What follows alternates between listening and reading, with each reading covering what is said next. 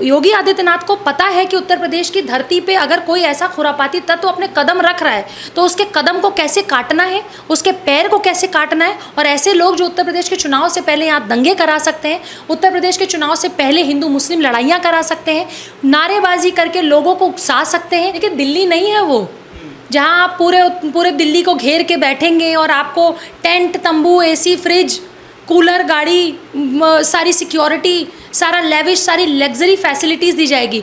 वो उत्तर प्रदेश है।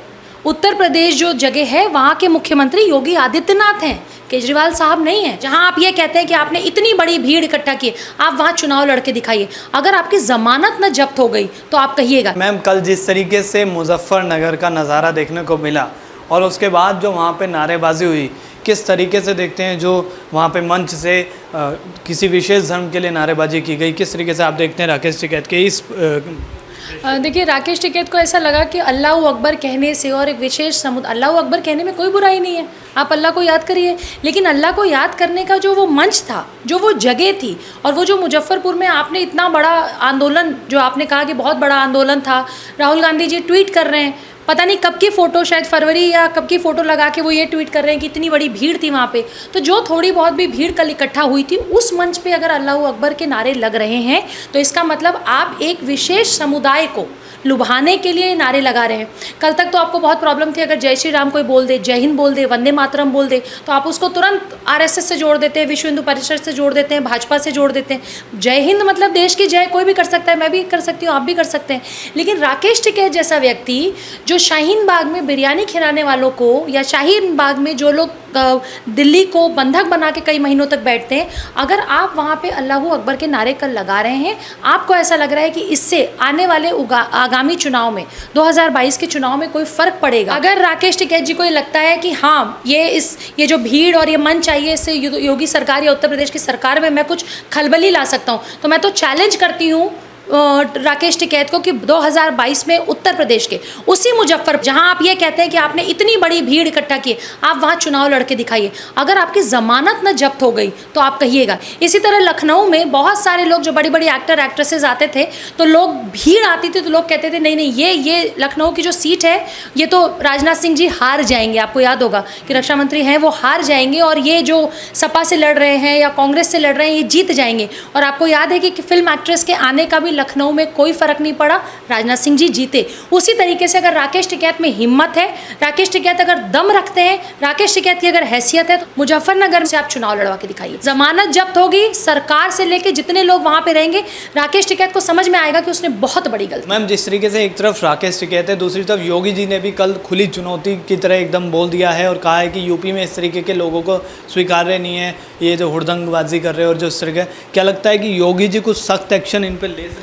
देखिए, मुझे तो पूरा यकीन है, कमिंग फ्रॉम उत्तर प्रदेश की बेटी होने के नाते मुझे लगता है कि जो उत्तर प्रदेश के मुख्यमंत्री हैं, ऐसे किसी भी खुरापाती तत्व, देखिए दिल्ली नहीं है वो जहाँ आप पूरे दिल्ली को घेर के बैठेंगे और आपको टेंट, तंबू, एसी, फ्रिज, कूलर, गाड़ी, सारी सिक्योरिटी, सारा लेविश, सारी लग्जरी फैसिलिटीज़ दी जाएगी। वो उत्तर प्रदेश है। उत्तर प्रदेश जो जगह है वहाँ के मुख्यमंत्री योगी आदित्यनाथ हैं, केजरीवाल साहब नहीं है। योगी आदित्यनाथ को पता है कि उत्तर प्रदेश की धरती पे अगर कोई ऐसा खुरापाती तत्व अपने कदम रख रहा है तो उसके कदम को कैसे काटना है, उसके पैर को कैसे काटना है। और ऐसे लोग जो उत्तर प्रदेश के चुनाव से पहले यहाँ दंगे करा सकते हैं, उत्तर प्रदेश के चुनाव से पहले हिंदू मुस्लिम लड़ाइयाँ करा सकते हैं, नारेबाजी करके लोगों को उकसा सकते हैं, लोगों को भड़काने का काम कर सकते हैं। उत्तर प्रदेश की सरकार और योगी जी पे पूरा भरोसा है मुझे कि सिर्फ एक्शन नहीं लेंगे, सख्त एक्शन लेंगे। मैं तो हमेशा कहती हूँ कि एक समय आएगा कि राकेश टिकैत इस बात के लिए अंदर से डरेंगे कि कुछ भी करना है तो मैं उत्तर प्रदेश में नहीं करूंगा, ये योगी जी से पंगा लेना ठीक नहीं है। मैम, इससे पहले राकेश टिकैत ने ये भी घोषणा की थी कि वो लखनऊ जाएंगे और लखनऊ का घेराव होगा, लेकिन अब सिर्फ वो सबसे पहले जो शुरुआत की उन्होंने मुजफ्फरनगर से की। क्या लगता है कि लखनऊ जाने का रास्ता बना रहे हैं मुजफ्फरनगर? देखिए, राकेश टिकैत बहुत डरपोक किस्म के नेता हैं, वो आंसू बहाने वाले तथा कथित फ्रॉड किसान नेता हैं, क्योंकि इन्होंने तो ये कहा था कि हम 15 अगस्त को योगी जी को झंडा नहीं फहराने देंगे, हम 15 अगस्त को 26 जनवरी से बड़ा आंदोलन करेंगे, 15 अगस्त को इतने सारे लोग इकट्ठा होंगे, हम इस दिन भारत बंद करेंगे, ये करेंगे, वो करेंगे। जैसा उन्होंने कहा उत्तर प्रदेश में आपने कहीं देखा?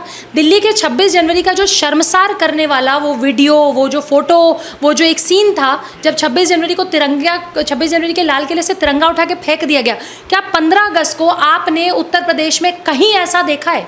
आपने नहीं देखा। इसका मतलब उत्तर प्रदेश में टिकैत खुद कुछ भी करने से पहले 100 बार सोचते हैं कि भाई don't mess with Yogi ji, Yogi ji से पंगा नहीं लेना है। इनका ये जितनी इस तरह की चीज़ें कर रहे हैं इससे कोई फ़र्क ही नहीं पड़ता।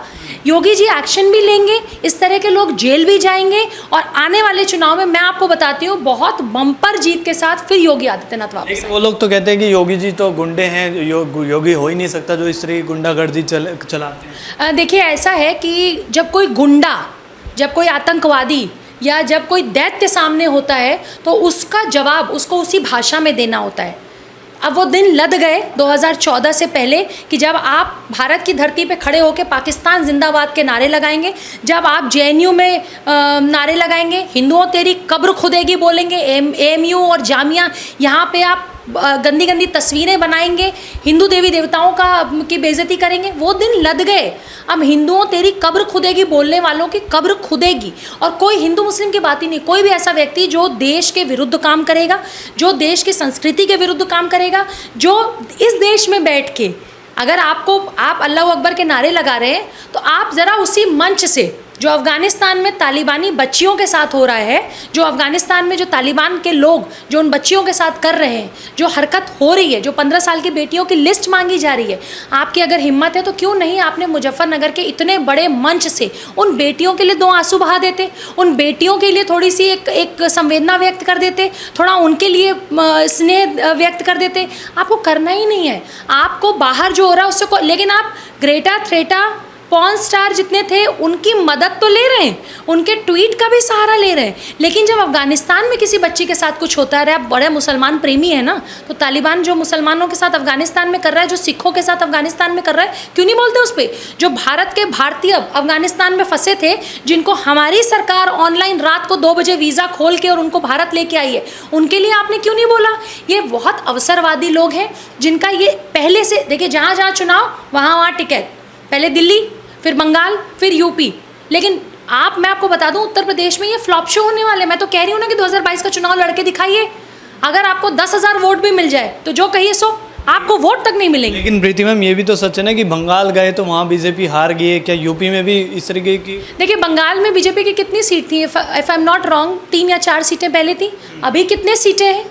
70 सीटों से ऊपर आज की डेट में बंगाल में। तो बंगाल में बीजेपी हारी कैसे? 3 सीट 4 सीट पे बीजेपी थी, आज 70 सीट से ऊपर बीजेपी बंगाल में पहुंच गई है। हारी तो नहीं है, तो बहुत बड़ी जीत है। 3 को अगर आप 3 या 4 को 10 गुना ज़्यादा भी आप मल्टीप्लाई करेंगे, उससे भी ज़्यादा, मतलब बीजेपी का जो इस बार का प्रदर्शन बंगाल में रहा है वो 100% से ज़्यादा रहा है पिछली बार से। 3 सीट 4 सीट पे पाने वाली बीजेपी आज 70 सीटों से ऊपर बीजेपी वहाँ पहुँची हुई है। तो इसका मतलब बीजेपी का अच्छा प्रदर्शन रहा है।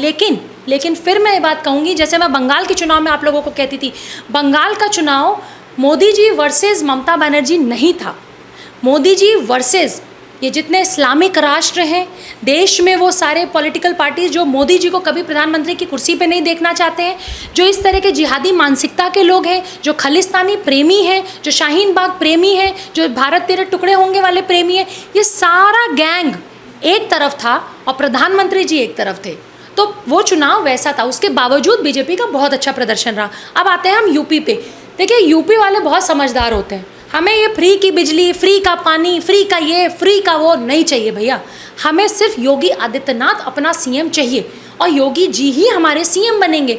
आप हमें फ्री की बातें बोलते रहिए, आप जय श्री राम के नारे लगाइए, आप अल्लाह अकबर के नारे लगाइए, हमें कोई फ़र्क नहीं पड़ता। हमें ये सब प्रोपेगेंडा में जाना ही नहीं है। हमें पता है कि हमारे प्रदेश के लिए कौन सा सीएम ऐसा अच्छा है जो वहाँ बैठे हुए जो सपा नेता हैं, जो अभी कुछ दिन पहले तालिबान की तारीफ़ कर रहे थे, जो इस तरह के लोग हैं जो उत्तर प्रदेश में बैठ के तालिबान को सलामी दे रहे हैं, उनकी तारीफ़ कर रहे हैं, उनके अंदर उनका भाईजान फूफीजान उनको दिखता है।